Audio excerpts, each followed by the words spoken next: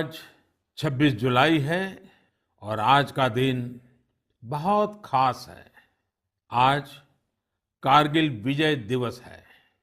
21 साल पहले आज के ही दिन कारगिल के युद्ध में हमारी सेना ने भारत की जीत का झंडा फहराया था। साथियों, कारगिल का युद्ध जिन परिस्थितियों में हुआ था वो भारत कभी नहीं भूल सकता। पाकिस्तान ने बड़े बड़े मंसूबे पालकर भारत की भूमि हथियाने और अपने यहाँ चल रहे आंतरिक कलह से ध्यान भटकाने को लेकर दुस्साहस किया था। भारत तब पाकिस्तान से अच्छे संबंधों के लिए प्रयासरत था, लेकिन कहा जाता है ना, बैरू अकारन सब काहू सौ, जो कर हित अनहित ताहू सौ। यानी दुष्ट का स्वभाव ही होता है हर किसी से बिना वजह दुश्मनी करना। ऐसे स्वभाव के लोग जो हित करता है उसका भी नुकसान ही सोचते हैं।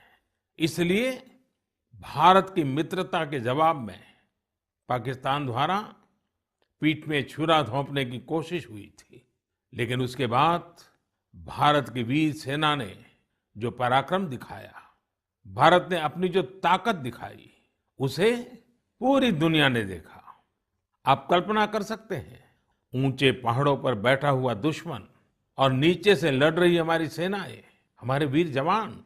लेकिन जीत पहाड़ की ऊंचाई की नहीं, भारत की सेनाओं के ऊंचे हौसले और सच्ची वीरता की हुई। साथियों, उस समय मुझे भी करगिल जाने और हमारे जवानों की वीरता के दर्शन का सौभाग्य मिला। वो दिन मेरे जीवन के सबसे अनमोल क्षणों में से एक है। मैं देख रहा हूं कि आज देश भर में लोग कारगिल विजय को याद कर रहे हैं। सोशल मीडिया पर एक हैशटैग करेज इन करगिल के साथ लोग अपने वीरों को नमन कर रहे हैं। जो शहीद हुए हैं उन्हें श्रद्धांजलि दे रहे हैं। मैं आज सभी देशवासियों की तरफ से हमारे इन वीर जवानों के साथ साथ उन वीर माताओं को भी नमन करता हूं जिन्होंने मां भारती के सच्चे सपूतों को जन्म दिया। मेरा देश के नौजवानों से आग्रह है कि आज दिन भर कारगिल विजय से जुड़े हमारे जाबाजों की कहानियां, वीर माताओं के त्याग के बारे में एक दूसरे को बताएं, शेयर करें।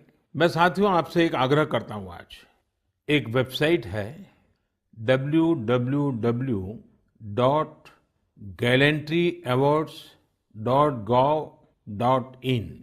आप उसको जरूर विजिट करें। वहां आपको हमारे वीर पराक्रमी योद्धाओं के बारे में, उनके पराक्रम के बारे में बहुत सारी जानकारियां प्राप्त होगी। और वो जानकारियां जब आप अपने साथियों के साथ चर्चा करेंगे, उनके लिए भी प्रेरणा का कारण बनेगी। आप जरूर इस वेबसाइट को विजिट कीजिए और मैं तो कहूंगा बार बार कीजिए। साथियों, कारगिल युद्ध के समय अटल जी ने लाल किले से जो कहा था वो आज भी हम सभी के लिए बहुत प्रासंगिक है।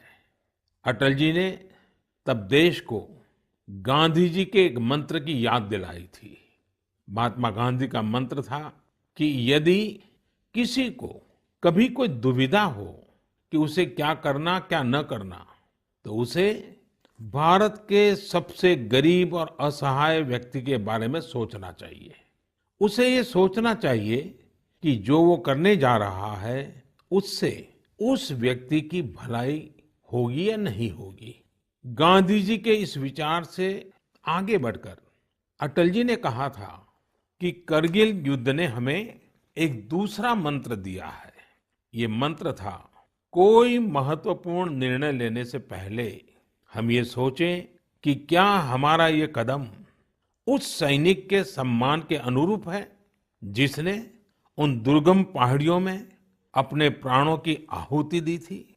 आइए अटल जी की आवाज में ही उनकी इस भावना को हम सुने, समझे और समय की मांग है कि उसे स्वीकार करें।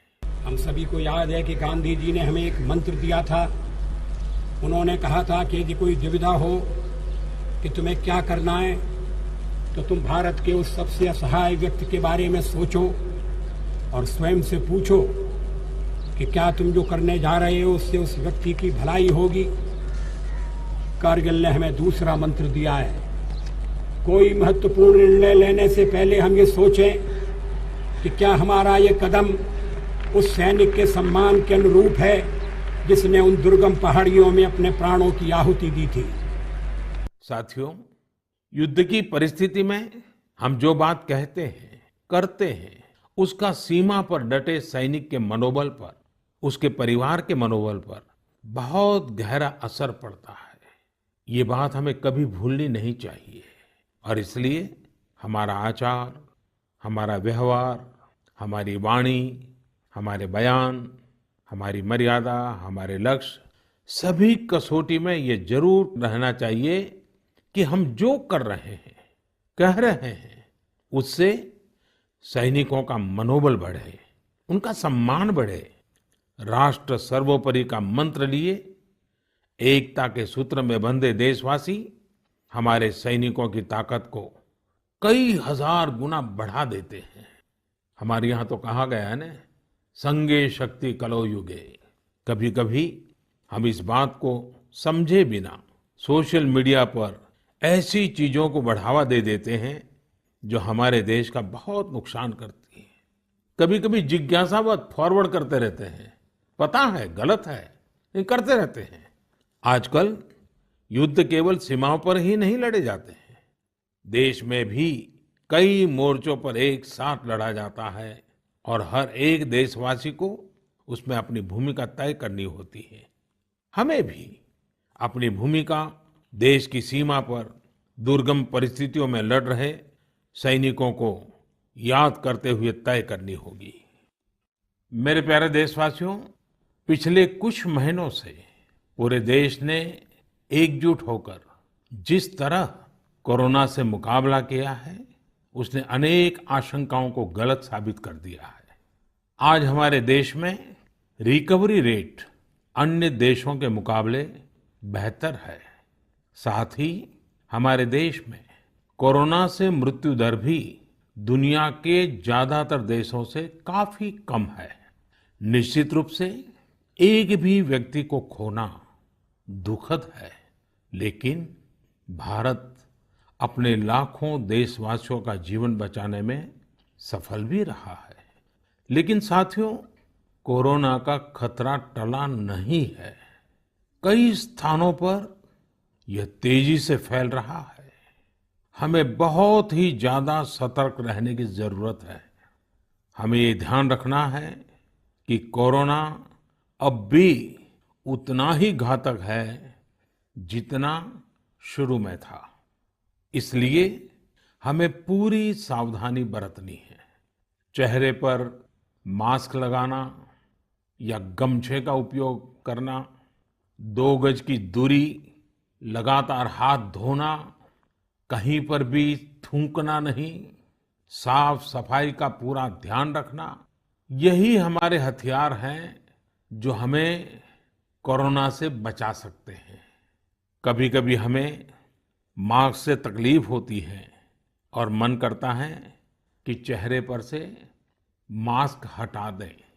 बातचीत करना शुरू करते हैं, जब मास्क की जरूरत होती है ज्यादा, उसी समय मास्क हटा देते हैं। ऐसे समय मैं आपसे आग्रह करूंगा, जब भी आपको मास्क के कारण परेशानी फील होती हो, मन करता हो उतार देना है, तो पल भर के लिए उन डॉक्टर्स का स्मरण कीजिए, उन नर्सों का स्मरण कीजिए, हमारे उन कोरोना वॉरियर्स का स्मरण कीजिए।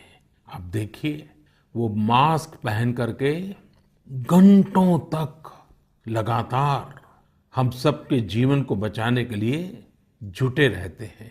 8-8, 10-10 घंटे तक मास्क पहने रखते हैं। क्या उनको तकलीफ नहीं होती होगी? थोड़ा सा उनका स्मरण कीजिए, आपको भी लगेगा कि हमें एक नागरिक के नाते इसमें जरा भी कोताही न बरतनी है, न किसी को बरतने देनी है। एक तरफ हमें कोरोना के खिलाफ लड़ाई को पूरी सजगता और सतर्कता के साथ लड़ना है, तो दूसरी ओर कठोर मेहनत से व्यवसाय, नौकरी, पढ़ाई, जो भी कर्तव्य हम निभाते हैं उसमें गति लानी है, उसको भी नई ऊंचाई पर ले जाना है। साथियों, कोरोना काल में तो हमारे ग्रामीण क्षेत्रों ने पूरे देश को दिशा दिखाई है। गांवों से स्थानीय नागरिकों के, ग्राम पंचायतों के अनेक अच्छे प्रयास लगातार सामने आ रहे हैं। जम्मू में एक गांव त्रेवा ग्राम पंचायत है। वहां की सरपंच हैं बलबीर कौर जी। मुझे बताया गया कि बलबीर कौर जी ने अपनी पंचायत में 30 बेड का एक क्वारंटाइन सेंटर बनवाया। पंचायत आने वाले रास्तों पर पानी की व्यवस्था की, लोगों को हाथ धोने में कोई दिक्कत ना हो इसका इंतजाम करवाया। इतना ही नहीं, ये बलबीर कौर जी खुद अपने कंधे पर स्प्रे पंप टांग कर वॉलंटियर्स के साथ मिलकर पूरी पंचायत में, आसपास के क्षेत्र में सैनिटाइजेशन का काम भी करती है। ऐसी ही एक और कश्मीरी महिला सरपंच है गांदरबल के चौंटलीवार की जैतूना बेगम। जैतूना बेगम जी ने तय किया कि उनकी पंचायत कोरोना के खिलाफ जंग लड़ेगी और कमाई के लिए अवसर भी पैदा करेगी। उन्होंने पूरे इलाके में फ्री मास्क बांटे, फ्री राशन बांटा। साथ ही उन्होंने लोगों को फसलों के बीज और सेब के पौधे भी दिए ताकि लोगों को खेती में, बागवानी में दिक्कत ना आए। साथियों, कश्मीर से एक और प्रेरक घटना है। यहाँ अनंतनाग में म्युनिसिपल प्रेसिडेंट है श्रीमान मोहम्मद इकबाल। उन्हें अपने इलाके में सैनिटाइजेशन के लिए स्प्रेयर की जरूरत थी। उन्होंने जानकारी जुटाई तो पता चला कि मशीन दूसरे शहर से लानी पड़ेगी और कीमत भी होगी 6 लाख रुपए। तो श्रीमान इकबाल जी ने खुद ही प्रयास करके अपने आप स्प्रेयर मशीन बना ली, और वो भी केवल 50,000 रुपये में। ऐसे कितने ही और उदाहरण हैं। पूरे देश में कोने कोने में ऐसी कई प्रेरक घटनाएं रोज सामने आती हैं। ये सभी अभिनंदन के अधिकारी हैं। चुनौती आई, लेकिन लोगों ने उतनी ही ताकत से उसका सामना भी किया। मेरे प्यारे देशवासियों, सही अप्रोच से, सकारात्मक अप्रोच से हमेशा आपदा को अवसर में, विपत्ति को विकास में बदलने में बहुत मदद मिलती है। अभी हम कोरोना के समय भी देख रहे हैं कि कैसे हमारे देश के युवाओं, महिलाओं ने अपने टैलेंट और स्किल के दम पर कुछ नए प्रयोग शुरू किए हैं। बिहार में कई वुमेन सेल्फ हेल्प ग्रुप्स ने मधुबनी पेंटिंग वाले मास्क बनाना शुरू किया है, और देखते ही देखते ये खूब पॉपुलर हो गए। ये मधुबनी मास्क एक तरह से अपनी परंपरा का प्रचार तो करते ही हैं, लोगों को स्वास्थ्य के साथ रोजगारी भी दे रहे हैं। आप जानते ही हैं, नॉर्थ ईस्ट में बैम्बू यानी बांस कितनी बड़ी मात्रा में होता है। अब इसी बांस से त्रिपुरा, मणिपुर, असम के कारीगरों ने हाई क्वालिटी की पानी की बोतल और टिफिन बॉक्स बनाना शुरू किया है बाम्बू से। आप अगर इनकी क्वालिटी देखेंगे तो भरोसा नहीं होगा कि बांस की बोतलें भी इतनी शानदार हो सकती हैं, और फिर ये बोतलें इको फ्रेंडली भी हैं। इन्हें जब बनाते हैं तो बांस को पहले नीम और दूसरे औषधीय पौधों के साथ उबाला जाता है। इससे इनमें औषधीय गुण भी आते हैं। छोटे छोटे स्थानीय प्रोडक्ट से कैसे बड़ी सफलता मिलती है, इसका एक उदाहरण झारखंड से भी मिलता है। झारखंड के बिशुनपुर में इन दिनों 30 से ज्यादा समूह मिलकर के लेमन ग्रास की खेती कर रहे हैं। लेमन ग्रास 4 महीनों में तैयार हो जाती है और उसका तेल बाजार में अच्छे दामों में बिकता है। इसकी आजकल काफी मांग भी है। मैं देश के 2 इलाकों के बारे में भी बात करना चाहता हूं। दोनों ही एक दूसरे से सैकड़ों किलोमीटर दूर है और अपने अपने तरीके से भारत को आत्मनिर्भर बनाने के लिए कुछ हटकर के काम कर रहे हैं। एक है लद्दाख और दूसरा है कच्छ। लेह और लद्दाख का नाम सामने आते ही खूबसूरत वादियां और ऊंचे ऊंचे पहाड़ों के दृश्य हमारे सामने आ जाते हैं। ताजी हवा के झोंके महसूस होने लगते हैं। वहीं कच्छ का जिक्र होते ही रेगिस्तान, दूर दूर तक रेगिस्तान, कहीं पेड़ पौधा भी नजर ना आए, ये सब हमारे सामने आ जाता है। लद्दाख में एक विशिष्ट फल होता है जिसका नाम चूली या एप्रिकॉट यानी खुबानी है। ये फसल इस क्षेत्र की इकोनॉमी को बदलने की क्षमता रखती है। परंतु अफसोस की बात यह है कि सप्लाई चेन, मौसम की मार जैसी अनेक चुनौतियों से ये जूझता रहता है। इसकी कम से कम बर्बादी हो, इसके लिए आजकल एक नए इनोवेशन का इस्तेमाल शुरू हुआ है। एक ड्यूअल सिस्टम है जिसका नाम है solar apricot dryer and space heater. ये खुबानी और दूसरे अन्य फलों एवं सब्जियों को जरूरत के अनुसार सूखा सकता है, और वो भी हाइजीनिक तरीके से। पहले जब खुबानी को खेतों के पास सुखाते थे तो इससे बर्बादी तो होती ही थी, साथ ही धूल और बारिश के पानी की वजह से फलों की क्वालिटी भी प्रभावित होती थी। दूसरी ओर आजकल कच्छ में किसान ड्रैगन फ्रूट्स की खेती के लिए सराहनीय प्रयास कर रहे हैं। बहुत से लोग जब सुनते हैं तो उन्हें आश्चर्य होता है, कच्छ और ड्रैगन फ्रूट्स, लेकिन वहां आज कई किसान इस कार्य में जुटे हैं। फल की गुणवत्ता और कम जमीन में ज्यादा उत्पाद को लेकर काफी इनोवेशन किए जा रहे हैं।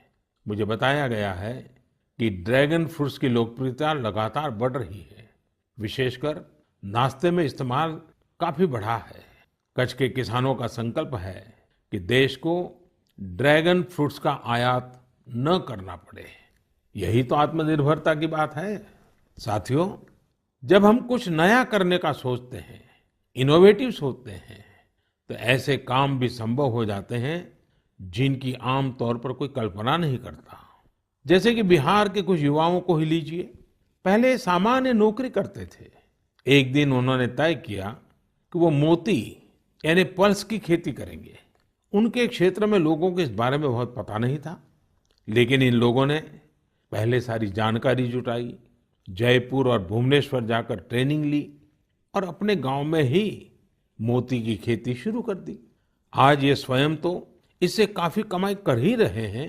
उन्होंने मुजफ्फरपुर, बेगूसराय और पटना में अन्य राज्यों से लौटे प्रवासी मजदूरों को इसकी ट्रेनिंग देनी भी शुरू कर दी है।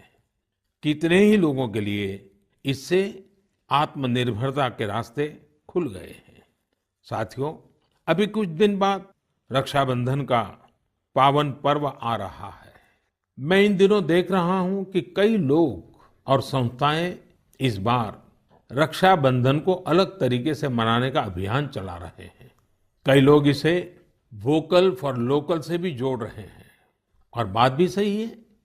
हमारे पर्व हमारे समाज के, हमारे घर के पास ही किसी व्यक्ति का व्यापार बढ़े, उसका भी पर्व खुशहाल हो, तब पर्व का आनंद कुछ और ही हो जाता है।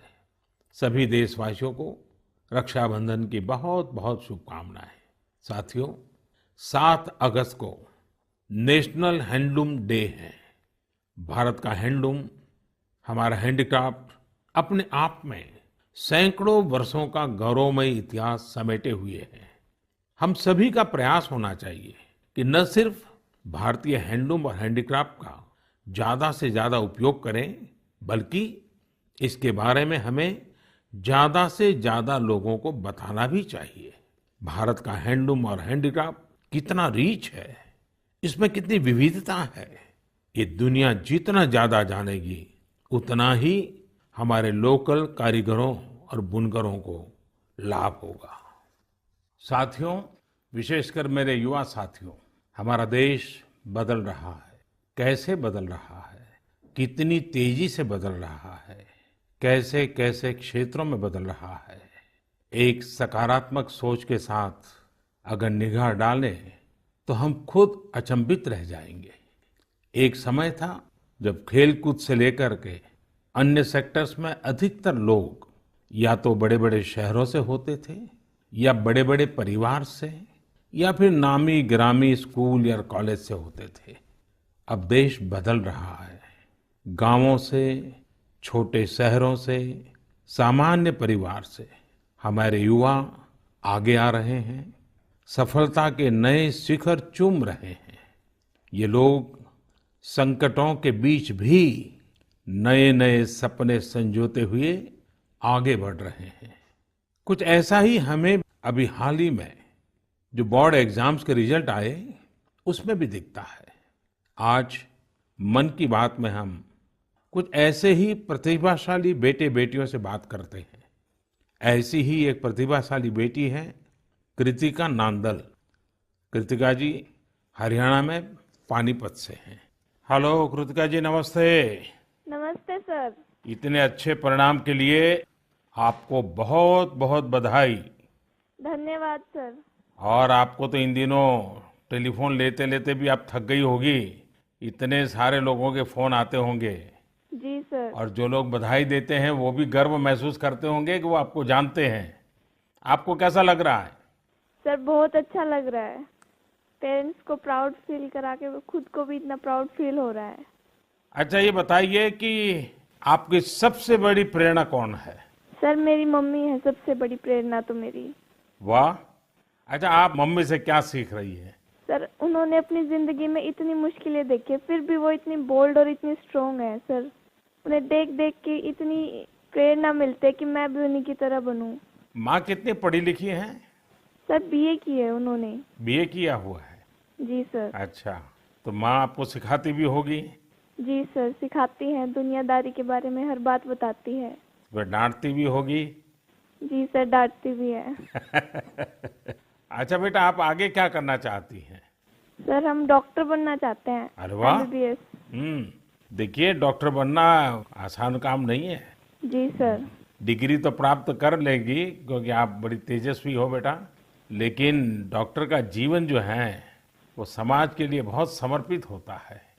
जी सर। उसको कभी रात को चैन से सो भी नहीं सकता है, कभी भी पेशेंट का फोन आ जाता है, अस्पताल से फोन आ जाता है, उसको दौड़ना पड़ता है। एक प्रकार से 24/7 365 डेज डॉक्टर की जिंदगी लोगों की सेवा में लगी रहती है। Yes sir. और खतरा भी रहता है क्योंकि कभी पता नहीं आजकल के जिस प्रकार की बीमारियां हैं, तो डॉक्टर के सामने भी बहुत बड़ा संकट रहता है। जी सर। अच्छा कृतिका, हरियाणा तो खेलकूद में पूरे हिंदुस्तान के लिए हमेशा ही प्रेरणा देने वाला, प्रोत्साहन देने वाला राज्य रहा है। हाँ जी सर। तो आप भी तो कुछ खेलकूद में भाग लेती हैं क्या? कुछ खेलकूद पसंद है क्या आपको? सर बास्केटबॉल खेलते थे स्कूल में थे जब। अच्छा, आपकी ऊंचाई कितनी है? ज्यादा है ऊंचाई? नहीं सर, 5'2" की है। अच्छा, तो फिर तुम्हारे खेल में पसंद करते हैं? सर वो तो बस पैशन है, खेल लेते हैं। अच्छा अच्छा। चलिए कृतिका जी, आपके माता जी को मेरी तरफ से प्रणाम कहिए। उन्होंने आपको इस प्रकार के योग्य बनाया, आपके जीवन को बनाया। आपकी माता जी को प्रणाम और आपको बहुत बहुत बधाई, बहुत बहुत शुभकामनाएं। धन्यवाद सर। आइए अब हम चलते हैं केरला, एर्नाकुलम। केरला के नौजवान से बात करेंगे। हेलो। हेलो सर, नमस्कार। So Vinayak, congratulations. Thank you sir. शाबाश विनायक, शाबाश। Thank So you how sir. is the Josh? Hi sir. Do you play any sport? Badminton. Badminton? Yes. In a school or you had any chance to take a training? No, in school we have already get some training Mm-hmm. From our teachers, Ah, so thus and we get an opportunity to participate outside wow. from the school itself. How many states you have visited? I have visited only Kerala and Tamil Nadu. Only Kerala and Tamil Nadu. Yes. So would you like to visit Delhi? Yes sir, now I am applying Delhi University for my Uh-huh. higher studies. Wow, so you are coming to Delhi. Yes sir. Hmm. Tell me, do you have any message for fellow students who will give board exams in future? Hard work and proper time utilization. Such a perfect time management. Yes sir. So Vinayak, I would like to know your hobbies. First of all, badminton, Mm-hmm. and then reading. Mm-hmm. So are you active on social media? No, we are not allowed to use any electronic items or gadgets in the school. So you are lucky. Yes, sir. Well, Vinayak, congratulations again and wish you all the best. Thank you, sir. आइए हम उत्तर प्रदेश चलते हैं। उत्तर प्रदेश में अमरोहा के श्रीमान उस्मान सैफी से बात करेंगे। हेलो उस्मान, बहुत बहुत बधाई, आपको ढेरों ढेरों बधाई। Thank you sir. अच्छा, अब उस्मान बताइए कि आपने जो चाहा था वही रिजल्ट मिला कि कुछ कम आया? नहीं, जो चाहा था वही मिला है। मेरे पेरेंट्स भी बहुत खुश हैं। वाह। अच्छा, परिवार में और भाई भी बहुत इतने ही तेजस्वी हैं कि घर में आप ही हैं जो इतने तेजस्वी हैं? सिर्फ मैं ही हूँ। मेरा भाई वो थोड़ा सा शरारती है। बाकी मुझे लेकर बहुत खुश रहता है। अच्छा अच्छा। अच्छा, आप जब पढ़ रहे थे तो उस्मान आपका पसंदीदा विषय क्या था? मैथमेटिक्स। अरे वाह। तो मैथमेटिक्स में क्या रुचि रहती थी, कैसे हुआ, किस टीचर ने आपको प्रेरित किया? जी, हमारे एक सब्जेक्ट टीचर रजत सर, हम्म। उन्होंने मुझे प्रेरणा दी और वो बहुत अच्छा पढ़ाते हैं और मैथमेटिक्स शुरू से ही मेरा अच्छा रहा है और वो काफी इंटरेस्टिंग सब्जेक्ट भी है। तो जितना ज्यादा करते हैं उतना ज्यादा इंटरेस्ट आता है, तो इसलिए मेरा फेवरेट सब्जेक्ट। आपको मालूम है एक ऑनलाइन वैदिक मैथमेटिक्स के क्लासेस चलते हैं? Yes sir. हाँ, कभी ट्राई किया है इसका?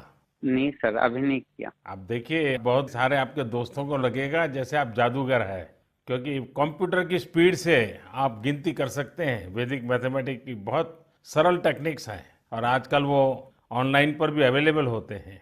जी सर। क्योंकि आपकी मैथमेटिक्स में इंटरेस्ट है तो बहुत सी नई नई चीजें भी आप दे सकते हैं। जी सर। अच्छा उस्मान, आप खाली समय में क्या करते हैं?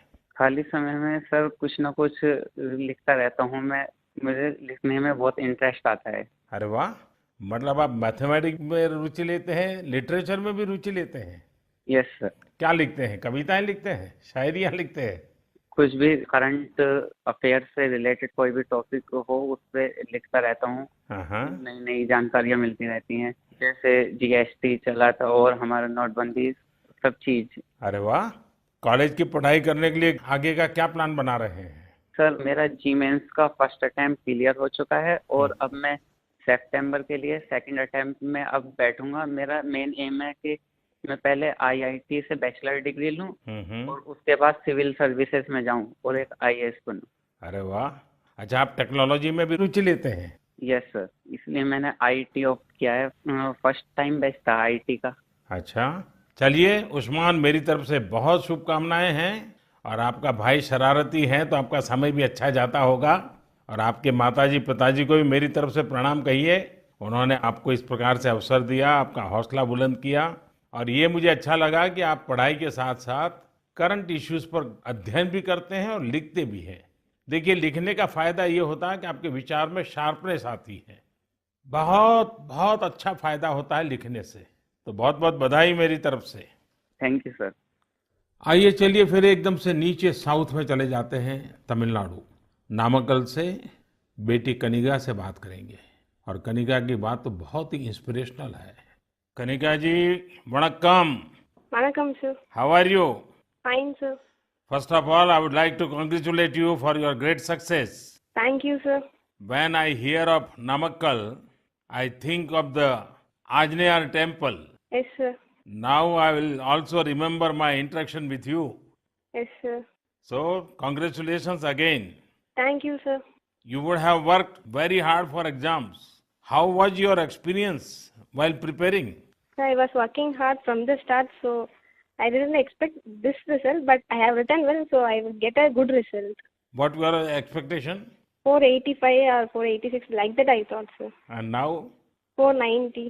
So, what is the reaction of your family members and your teachers? They were so happy and they were so proud, sir. Which was your favorite subject?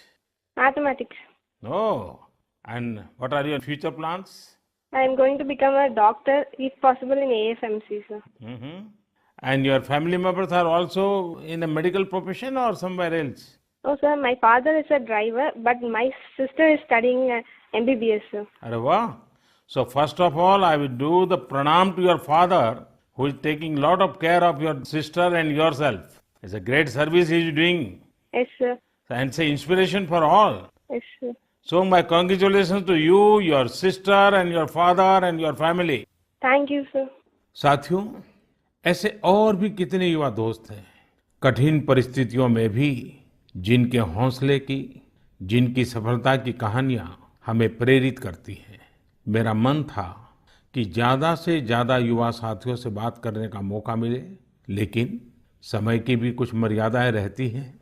मैं सभी युवा साथियों को यह आग्रह करूंगा कि वो अपनी कहानी, अपनी जुबानी जो देश को प्रेरित कर सके, वो हम सबके साथ जरूर साझा करें। मेरे प्यारे देशवासियों, 7 समंदर पार भारत से हजारों मील दूर एक छोटा सा देश है जिसका नाम है सूरीनाम। भारत के सूरीनाम के साथ बहुत ही करीबी संबंध है। 100 साल से भी ज्यादा समय पहले भारत से लोग वहां गए और उसे ही अपना घर बना लिया। आज चौथी, 5वीं पीढ़ी वहां पर है। आज सूरीनाम में 1/4 से अधिक लोग भारतीय मूल के हैं। क्या आप जानते हैं, वहां की आम भाषाओं में से एक सरनामी भी भोजपुरी की ही एक बोली है। इन सांस्कृतिक संबंधों को लेकर हम भारतीय काफी गर्व महसूस करते हैं। हाल ही में श्री चंद्रिका प्रसाद संतोखी सूरीनाम के नए राष्ट्रपति बने हैं। वे भारत के मित्र हैं और उन्होंने साल 2018 में आयोजित person of Indian origin PIO parliamentary conference में भी हिस्सा लिया था। श्री चंद्रिका प्रसाद संतोखी जी ने शपथ की शुरुआत वेद मंत्रों के साथ की। वे संस्कृत में बोले, उन्होंने वेदों का उल्लेख किया और ओम शांति शांति शांति के साथ अपनी शपथ पूर्ण करी। अपने हाथ में वेद लेकर वे बोले, मैं चंद्रिका प्रसाद संतोखी। और आगे उन्होंने शपथ में क्या कहा, उन्होंने वेद का ही एक मंत्र का उच्चारण किया। उन्होंने कहा, ओम अग्ने व्रतपते व्रतम चरिष्यामि तच्छकेयम तन्मे रद्यताम इदमहम नुतात सत्यमुपैमि। यानी, हे अग्नि, संकल्प के देवता, मैं एक प्रतिज्ञा कर रहा हूं, मुझे इसके लिए शक्ति और सामर्थ्य प्रदान करें। मुझे असत्य से दूर रहने और सत्य की ओर जाने का आशीर्वाद प्रदान करें। सच में यह हम सभी के लिए गौरवान्वित होने वाली बात है। मैं श्री चंद्रिका प्रसाद संतोखी को बधाई देता हूं और अपने राष्ट्र की सेवा करने के लिए 130 करोड़ भारतीयों की ओर से उन्हें शुभकामनाएं देता हूं। मेरे प्यारे देशवासियों, इस समय बारिश का मौसम भी है। पिछली बार भी मैंने आपसे कहा था कि बरसात में गंदगी और उनसे होने वाली बीमारियों का खतरा बढ़ जाता है, अस्पतालों में भीड़ भी बढ़ जाती है। इसलिए आप साफ सफाई पर बहुत ज्यादा ध्यान दें। इम्यूनिटी बढ़ाने वाली चीजें, आयुर्वेदिक काढ़ा वगैरह लेते रहें। कोरोना संक्रमण के समय में हम अन्य बीमारियों से दूर रहें, हमें अस्पताल के चक्कर न लगाने पड़े, इसका पूरा ख्याल रखना होगा।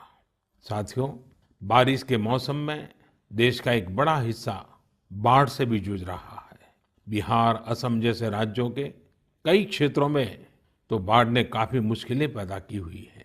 यानी एक तरफ कोरोना है तो दूसरी तरफ ये एक और चुनौती है। ऐसे में सभी सरकारें, NDRF की टीमें, राज्य की आपदा नियंत्रण टीमें, स्वयंसेवी संस्थाएं सब एक साथ मिलकर जुटे हुए हैं। हर तरह से राहत और बचाव के काम कर रहे हैं। इस आपदा से प्रभावित सभी लोगों के साथ पूरा देश खड़ा है। साथियों, अगली बार जब हम मन की बात में मिलेंगे, उसके पहले ही 15 अगस्त भी आने वाला है। इस बार 15 अगस्त भी अलग परिस्थितियों में होगा। कोरोना महामारी की इस आपदा के बीच होगा। मेरा अपने युवाओं से, सभी देशवासियों से अनुरोध है कि हम स्वतंत्रता दिवस पर महामारी से आजादी का संकल्प लें, आत्मनिर्भर भारत का संकल्प लें, कुछ नया सीखने और सिखाने का संकल्प लें, अपने कर्तव्यों के पालन का संकल्प लें।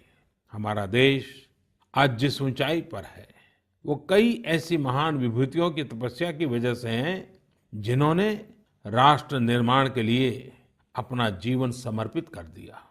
उन्हीं महान विभूतियों में से एक है लोकमान्य तिलक।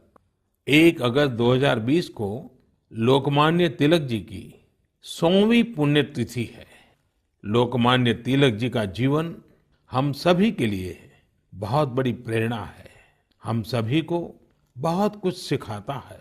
अगली बार जब हम मिलेंगे तो फिर ढेर सारी बातें करेंगे, मिलकर कुछ नया सीखेंगे और सबके साथ साझा करेंगे। आप सब अपना ख्याल रखिए।